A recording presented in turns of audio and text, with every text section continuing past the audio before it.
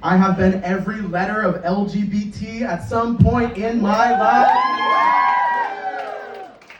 I'm going for my woke EGOT.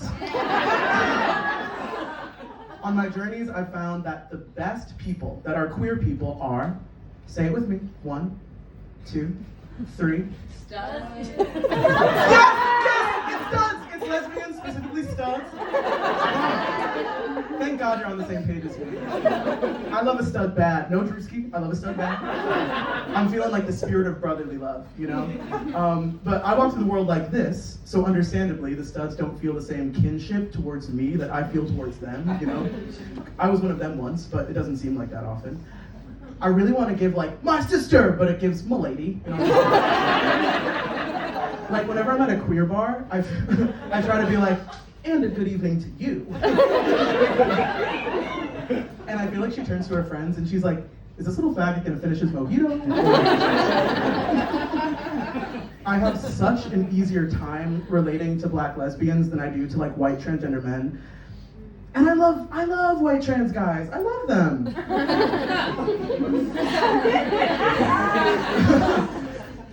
I just don't understand y'all. And this may be me being like 2016 pilled, but white trans dudes are always on the same type of time. And if you're not familiar with that type of time, here it is. I'm a dirty little rat.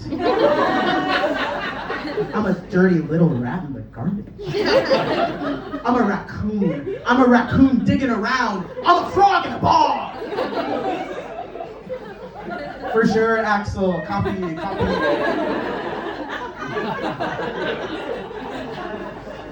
I don't understand why we're comparing ourselves to animals. I would like to be so fresh and so clean like outcasts. I do know that I'm not like quite at outcast levels of black masculine swag yet. I think it can all be explained by an Argyle sweater. On Andre 3000, an Argyle sweater is a fashion statement. On me, I'm integrating my high school honors choir.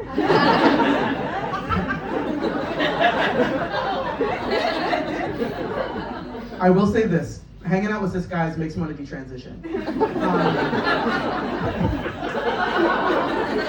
But on my journeys, I've found a real good tip for finding like the right cis guy friends.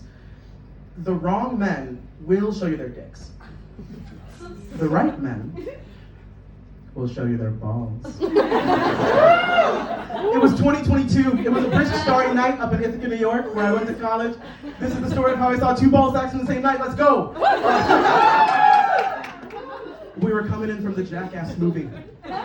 Oh, and the Jackass spirit was nigh. And as we were pulling into my apartment, I see a glimmer in my friend's eye, and he's like, Achille, I'm gonna put my balls in a snowbank. Inspired. Like, I immediately felt what the dance moms feel, like that vicarious thrill. I was like, please do what I could never do. Put a little pirouette on it. Thank you so much. I could not participate in ball sacks in the snow time, but I did get to participate in the drinking and hurting ourselves part of the night, which was amazing. And when the other boys went to sleep, I went out to have my little smoke under the stars, and I saw the ball sack divots just in the snowbank line. And something called to me, you know, so I just had to do a little bit of like, I had to get in the ridges, you know what I'm saying? And it was almost like, it was almost like a Neanderthal, like waving his hand over a cave painting to remember his ancestors. Or like a blind man reading a braille map of his own soul. And like all my cis guy friends love to tell me that like, oh, your scrotum has taste receptors. You can taste orange juice through your ball sack, Achille. Did you know that? I didn't know that, thanks.